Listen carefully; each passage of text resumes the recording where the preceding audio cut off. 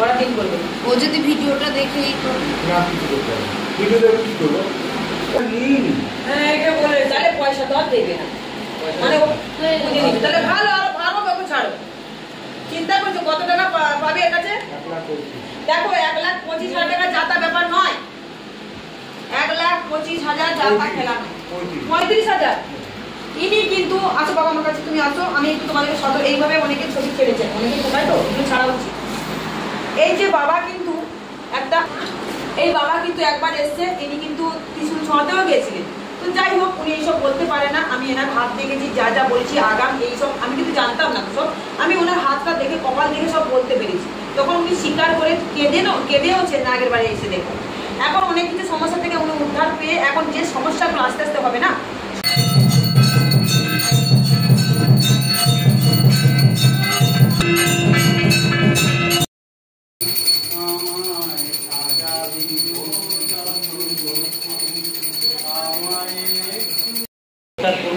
আচ্ছা ঠিক আছে নামটা বলো।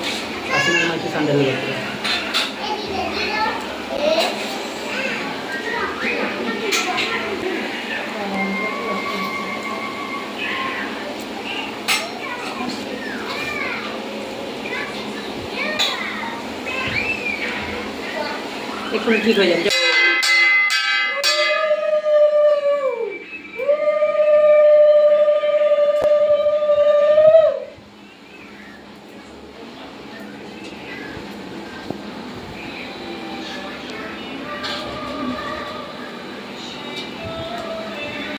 সিঁদুর পড়বে মা, এইখানটায় পড়বে, ঠিক আছে?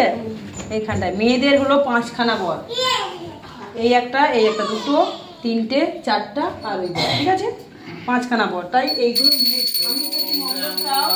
আই কার্ড চাও, স্বামীর একটু আই কার্ড হোক, কুড়েমি কাটবো, অনেক স্বামীরা কুড়েমি করে।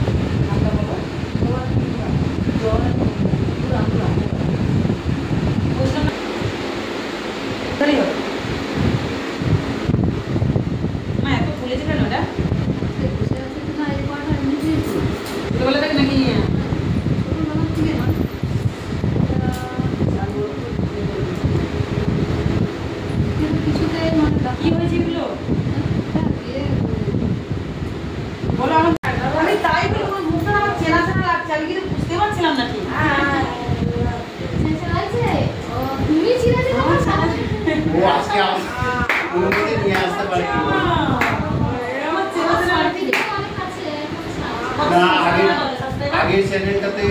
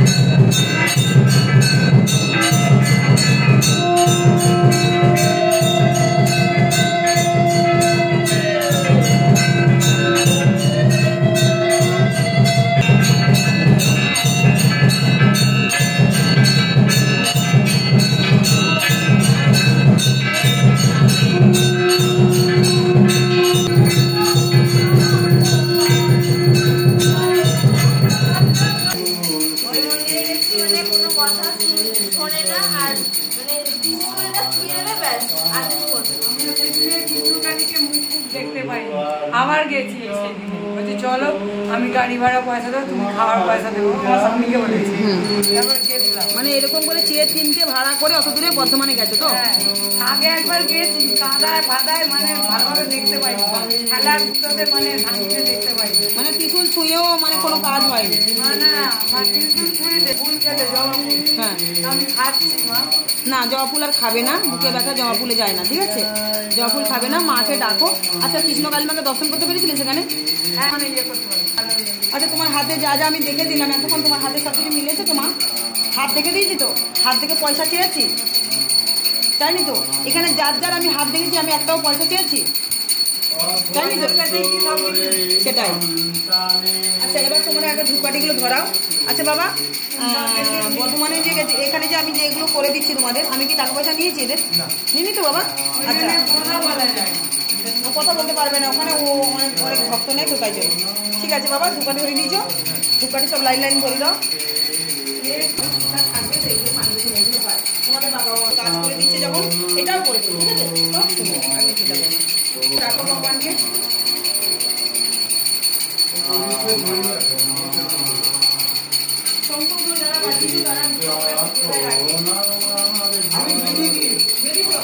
নিয়েছেন কিন্তু পুরো ফিটিং করে নিয়েছেন, খুব দামি নিয়েছেন, কারণ ছবড়া এখানে লাগে, তাই তো বাবা?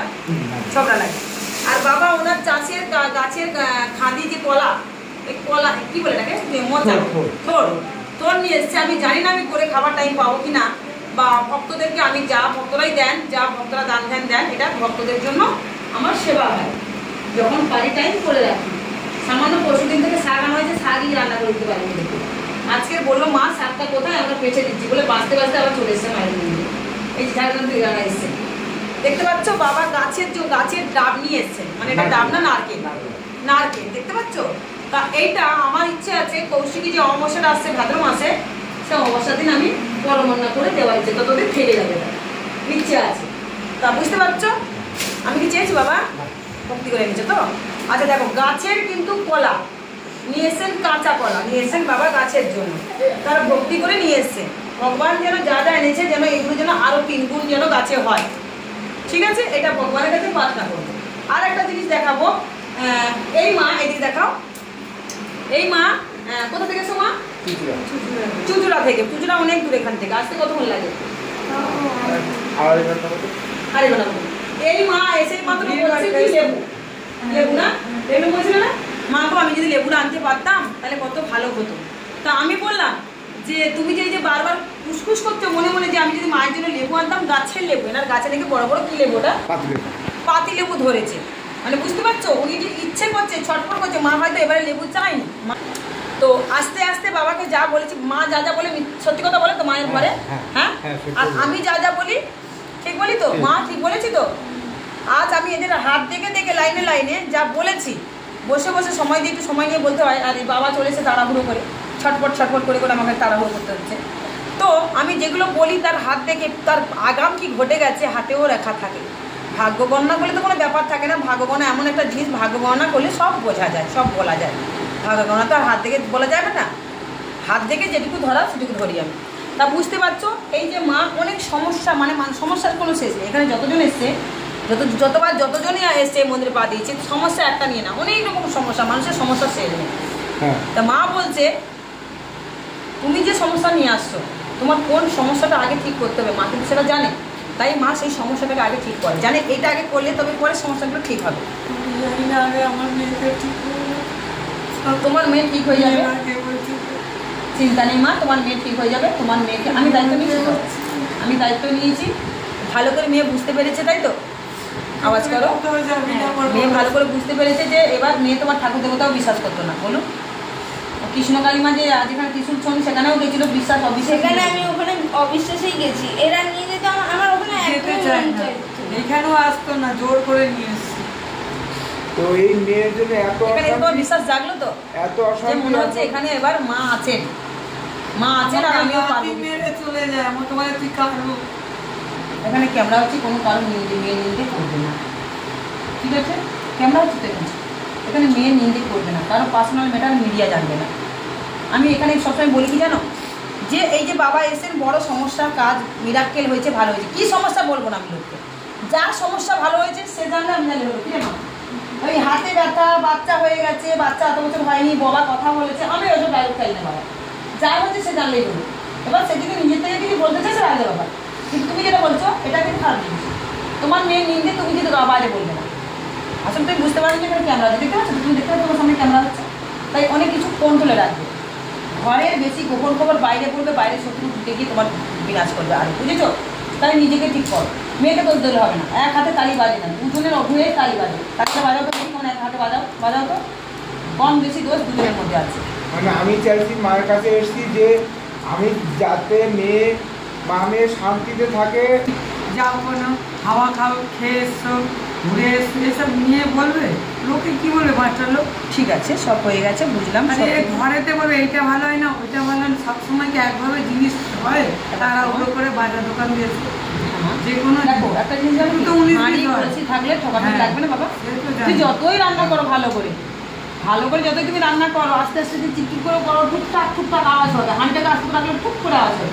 তাই হাঁড়ি করে সংসার করতে গেলে ঠকাঠকি লাগবে, ঠকাঠকি লাগলে সংসারটা আরো মজবুত হবে। এবার তার মধ্যেও দেখছো ঠকাঠকি লাগার থেকেও বেশি যখন লাগছে, তখন ভাবতে হবে যে না, আমাদেরই কোনো ভুলের কারণে এটা হচ্ছে। বুঝেছো তো? ওই যেমন মেয়েটাকে যেটা বললাম, মেয়েটা বলছে হ্যাঁ আমার না মনে হচ্ছে মাথা গরম হয়ে যায়। কেউ যদি কিছু বলে মনে হচ্ছে বাবা মার করে টর্চার করো, মানে বাবা মাকে বলে যেন তার ঠান্ডা হয়ে যায় মাথা। মানে এটা কি, মানে তোমরা তার দুর্বল জায়গা তোমরা, যে আমি যাই বলি আমার বাবা মাকে আমার মানে তোমার একটা ও তোমাকে দেখাবে বাবা মা। এটা আছে একটা উমা, দেখো তো আওয়াজ এতক্ষণ এসে দেখেছো আমার ছেলে মেয়ে? হ্যাঁ, এই যে আমার মেয়েটা যে বসে আছে ছুটি বলে, কাল থেকে পরীক্ষা ছিল ছুটি বলে। আচ্ছা তোরা দেখতে পেয়েছিস আমার ছেলে মেয়ে যা বলবো তাই শুনবে না? আঙুল যেটা আমার নাড়াবো সেটাই চলবে, না মারি না কিছু করি, চোখের ভয় বড় ভয়। তাহলে ওরা এখন ভিড়। এই আমার বড় ছেলেকে তোমরা দেখছো তো ভিড়, এই তখন বড় ছেলেকে বকেছি, একটা হুঁ করে আমাকে আওয়াজ করেছে, করতে তো পারতো না, চুপচাপ করেছিল। চান করবে যাও, বলেছি না কখন ধরে বলছি চান করুন কেন, চান করো যাও। কত জোরে বকেছেন, চুপ করে চান টান করে এনে বসে বললো মায়ের মন্দিরে। কারণ এটা আমার সিস্টেম, আমি যখনই পুজো করবো এখানটায় মন্দিরে আসতে হবে। এখানে সব সন্তানদেরকে আমার যখনই সন্ধে দেবো মন্দিরে এসে বসতে হবে সবাইকে। এসে ঠাকুরকে প্রার্থনা করো, এ করো, মনস্কামনা জানাও, তারপরে যাও তোমরা যে যার কর্ম করো। কেউ পড়াশোনা করবে, কেউ কোনো কর্ম করবে, আমি পাঠিয়ে দিচ্ছি। আমার ওই শিবায়নটাকে দেখো, একবার খাইছি তোমাদের সামনে, একবারই খাইছি, কত বেলা করে, এখন কিছু খাইনি। দেখো ওর মতন ও ঠিক আছে, এখন মন্দিরে ছাড়ো, ওই জল ঢালতে চলে আসবে, ভালো ভালো মানুষের প্রসাদগুলো নিয়ে যে যারকে ভোগ দিতে শুরু করবে, ধূপকাঠি ঘোরাবে, ঘন্টা বাজাবে। ওইটুকুনি বাচ্চা এখনো 1.5 বছরও হয়নি, 2 বছরও হয়নি। ঘন্টা পু দিয়ে শঙ্খ বাজাচ্ছে, কিসের জন্য? কারণ আমাদের কাছে ও শিখছে, দেখে দেখে বড় হচ্ছে না বাবা, তাই সেগুলো ভুগছে। আর আমার ছেলে মেয়েরা পর্যন্ত এখন মহামৃত্যুঞ্জয় মন্ত্র, ওম নমঃ শিবায়, ওম সর্বমঙ্গল মঙ্গল, এইসব সর্বত সাধিকে স্মরণে তম্বকে বই নারায়ণ কী করে শিখছে? কারণ কানে কানে ওদের শ্রবণ হচ্ছে, আমরা দিনরাত পুজো করছি বলে। তাই তোমরা এখন এই বয়সে তোমার কি করা উচিত? ঘরে যখন থাকবে, তোমার মা পাচ্ছে না পুজো বাসা করতে, তোমাকে তখন করে নিতে হবে তাড়াতাড়ি, তাই না? পুজো বাসা করতে হবে, মিলেমিশে তোমাদের করতে হবে। বাবা পারছে না, কাজে যাচ্ছে, তোমাদের করতে হবে। ঠাকুরকে যদি তোমরা না ভালোবাসো, ঘরের মধ্যে ঝগড়া বিবাদ হবে না তো কী হবে? কী রে মা? হ্যাঁ, আমি খেয়েছি, কিছু খেয়েছি এখনো? হ্যাঁ, সকাল থেকে তো এসেছিস, খেয়েছি কিছু, দেখেছিস? এরা খেয়েছে কিছু? ওই বাচ্চাগুলো খেয়েছে যেগুলো কাল থেকে আছে ঝাড়গ্রাম থেকে, খেয়েছে কিছু? কেন? কারণ আমি তাদেরকে শিখিয়ে দিলাম যে তোমরা বাইরে ঘরে গিয়ে, ঝাড়গ্রামে গিয়ে যে যার ভক্ত তো সব ইউটিউব থেকে পরিচয়, তোমরা ঘরে গিয়ে যা করবে, আজকে শনিবার দিনটা আগে চলো মার কাছে একটু পুজো করি, সকাল সকাল পুজো করে তারপরে তোমরা ভেবেছিলাম একটু দুধ ছাতু মিশিয়ে তোকে দিয়ে দেবো, কিন্তু মা তো চাইনি না, তোমাদের হাত দেখতে এই দেখতে কথা শুনতেই তো ব্যস্ত হয়ে গেলাম না মা, তোমরা পুজো বসা। কি রে বাবা, কেউ খায়নি? কটা বাজে? কেউ খায়নি? তোমার কটা বাজে এত বলো?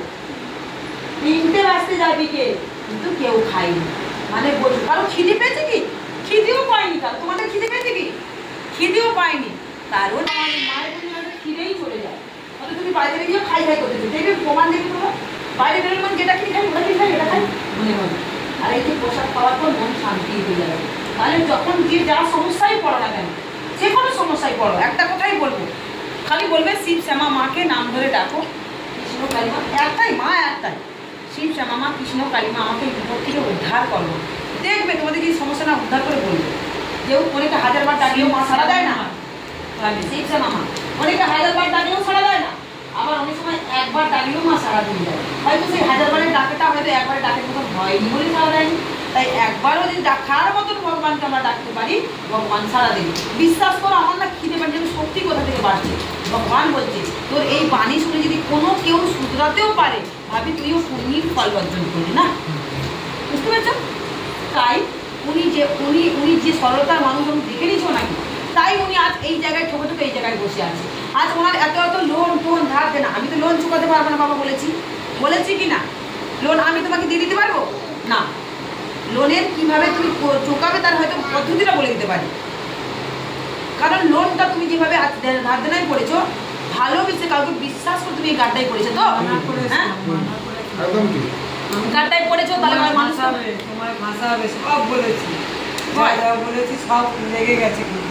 বুঝতে পেরেছো? তাই আজ সেই গাড্ডায় পড়েছো দেখে আমি বুঝতে পেরেছি একদিনে, সে সে কিন্তু বুঝতে পারেনি। আমি তো মেয়ে ছেলে না, ওই তাই আমি এর দেখে তো হাত দেখে তো অনেক কিছু বললাম তো, যে তোমার বাবা মা এই সমস্যা করেছে, রাশিটা বললাম।